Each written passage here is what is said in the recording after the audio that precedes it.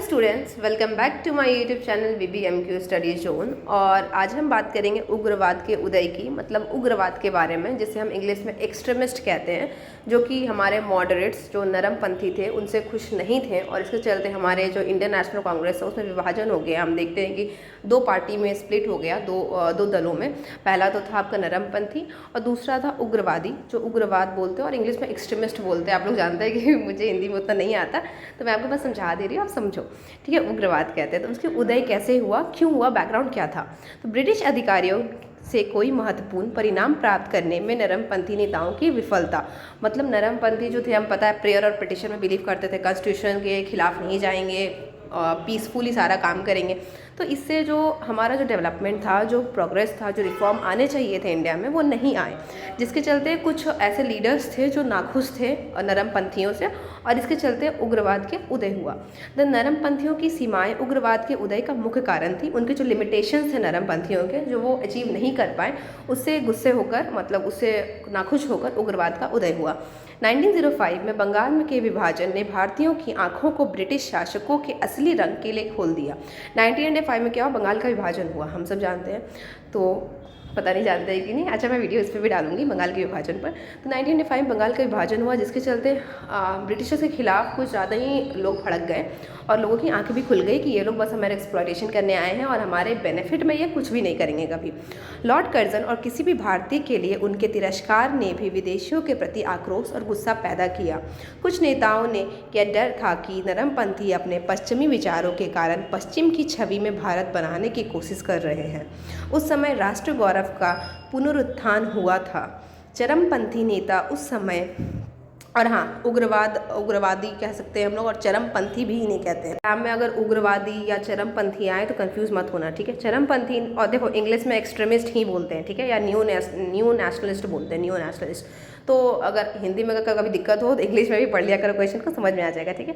तो चरमपंथी नेता उस समय आध्यात्मिक राष्ट्रवाद के विकास से भी प्रभावित थे।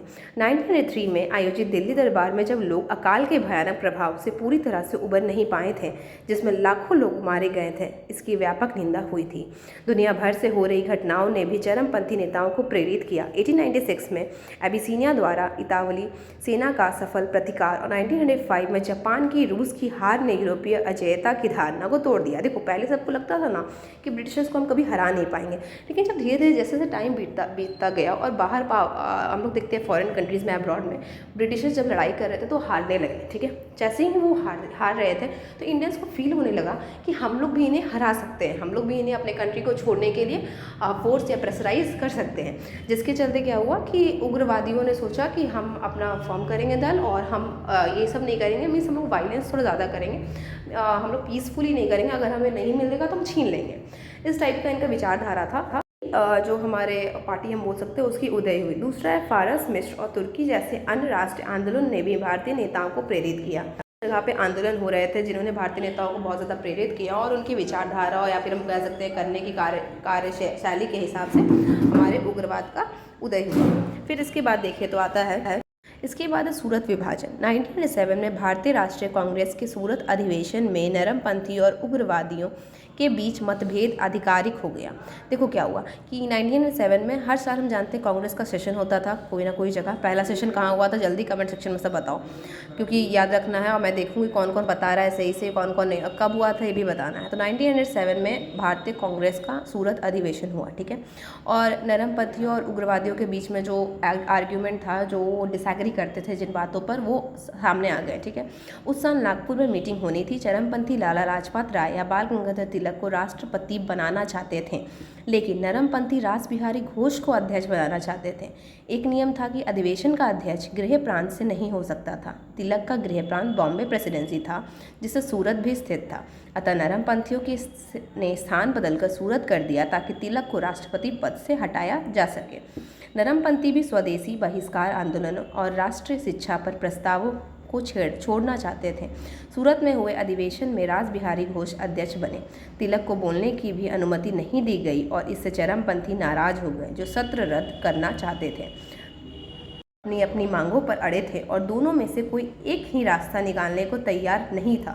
इसके बाद नरमपंथियों ने एक अलग बैठक आयोजित की जिसमें उन्होंने ब्रिटिश साम्राज्य के भीतर स्वशासन के कांग्रेस के लक्ष्य को दोहराया और अपने लक्ष्यों को प्राप्त करने के लिए केवल संवैधानिक तरीके अपनाए।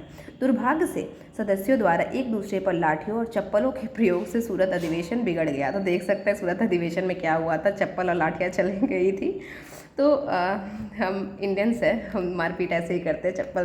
चप्पल और झाड़ू तो घर में हमारे ऑफकोर्स मम्मी द्वारा यूज़ हमेशा होते हैं। तो ये बस की बात नहीं है, ये घर घर की कहानी है। हम सब ने चप्पल और झाड़ू खाए हैं। वैसे मुझे सभी खाते हैं यार, हाँ चप्पल झाड़ू सभी खाते हैं मम्मी से, पापा तो नहीं, मम्मी लेकिन ज़्यादा है। तो तिलक ने प्रसिद्ध रूप से कहा, स्वराज मेरा जन्मसिद्ध अधिकार है, इसे लेकर रहूंगा। ब्रिटिश न्याय में विश्वास रखने वाले नरमपंथियों के विपरीत वह ब्रिटिश शासन के विरोध में बहुत मुखर थे। उन्होंने अशोक, शिवाजी, महाराणा प्रताप और रानी लक्ष्मीबाई जैसे अतीत के नायकों का आह्वान करके लोगों के आत्मसमर्पण, सम्मान और देशभक्ति की भावना जगाने की कोशिश की। वह ब्रिटिश क्राउन के प्रति वफादारी में विश्वास नहीं करते थे। तो ये हम देख सकते हैं कि हमारे एक तरफ मॉडरेट जो नरमपंथी थे और एक्सट्रीमिस्ट जो उग्रवादी या हम कहते हैं चरमपंथी, दोनों में कैसे डिफरेंस था उनके आइडियोलॉजी में और उनके आइडियाज़ में, थॉट में, जिसके चलते क्या हुआ कि दोनों का आईएनसी में डिवीजन हो गया। हम देखते सूरत कांग्रेस में हुआ था 1907 में। इसके बाद आता है देखिए तो एक और नेम आतिवादी नेता। आतिवादी भी वही उग्रवादी है, ठीक है, कंफ्यूज मत होना, आतिवादी उग्रवादी और एक आपका चरमपंथी, ठीक है। लाला लाजपत राय, बाल गंगाधर तिलक, विपिन चंद्र पाल, ठीक है, ये तीनों नेता थे। अन्य नेताओं में अरविंदो घोष, राजनारायण बोस, ए.के. दत्त, बी.ओ.सी. पिल्लई शामिल थे।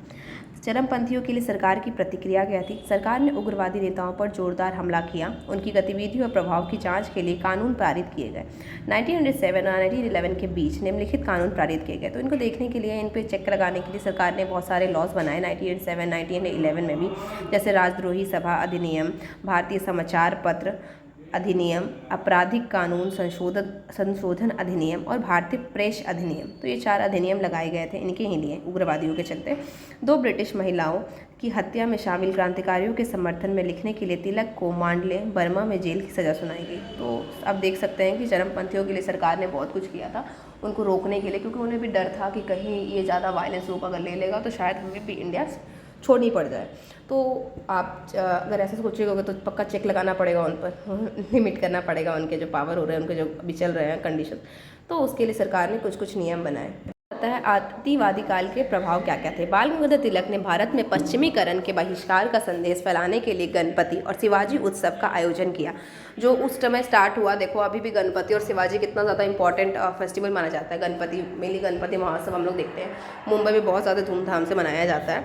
तो सोचो उस समय स्टार्ट हुआ था और अभी भी इसका इन्फ्लुएंस देखा जाता है। ये एक बड़ा सामाजिक सुधार था और इसका समाज पर व्यापक प्रभाव पड़ा। तिलक द्वारा स्वराज मेरा जन्मसिद्ध अधिकार है और मैं इसे लेकर रहूँगा का नारा समाज की बात थी। ब्रिटिश वस्तुओं और राष्ट्रीय शिक्षा का बहिष्कार किया गया ब्रिटिश वस्तुओं का। मतलब देखते हैं बॉयकॉट तो हमेशा से होता जा रहा है। गांधी जी आए सीन पर और बॉयकॉट स्टार्ट हो गया था ब्रिटिश प्रोडक्ट्स का। और उसके बाद राष्ट्रीय शिक्षा का बहिष्कार, जिसने देश की अर्थव्यवस्था में एक बड़ा बदलाव लाया और भारतीयों के लिए रोजगार और अन्य विभिन्न अवसरों का मार्ग प्रशस्त किया। सॉरी गाइस, मुझे खांसी हो चुकी है। आप सब जानते हैं कि मौसम बहुत ज़्यादा ख़राब है, गर्मी तो बहुत ज़्यादा है। देश भर में शिक्षा में एक बड़ा सुधार हुआ क्योंकि चरमपंथियों ने सरकारी नियंत्रण में मुक्त विद्यालयों की स्थापना पर काम किया। तो ये हम देख सकते हैं कि एक्सट्रीमिस्ट ने क्या किया, उनके कार्यशाली कैसे थे, उनके आइडियोलॉजीज़ क्या थे। तो गाइज़ आई होप कि आपको वीडियो अच्छा लगा हो। PDF तो मैं डिस्क्रिप्शन में डाल दूँगी और आप लोग सब्सक्रिप्शन तो बढ़ाओ, बहुत ज़्यादा कम है। लाइक शेयर करो वीडियो को और शेयर भी करो मेरे चैनल को दोस्तों को, ताकि वो भी इसका मतलब वीडियोस को देखकर पढ़ सके और अच्छे मार्क्स ला सके। सो थैंक यू गाइज़, और सबको अच्छे से एग्जाम देना और अपने लैंग्वेज में लिखना, क्योंकि अपने लैंग्वेज में लिखते हैं, मैं बार बार बोलती हूँ, तो हम भूलते नहीं हैं जब अपने लैंग्वेज में याद करेंगे तो। और ना सब कहानी की तरह याद करो, ठीक है। ये जो होता है ना हमारा ब्रेन, इसमें हम सोचते हैं ना ये भी आ जाए, वो भी आ जाए, वो भी आ जाए। देखो जितना आ रहा है ना उतना ही रखो, क्योंकि हम ज़्यादा घुसाने की कोशिश करते हैं तो क्या करता है, कुछ भी नहीं लेता है हमारे ब्रेन। तो आपको जितना समझ में आ रहा है उतना ही समझो, उसे अपने लैंग्वेज को उतना ही बना कर, क्योंकि देखो हम लोग हिस्ट्री स्टूडेंट्स हैं, हम लोग टैलेंटेड हैं, गाना भरने की हमें ज़रूरत नहीं पड़ती है, हम लोग स्टोरी भर देते हैं।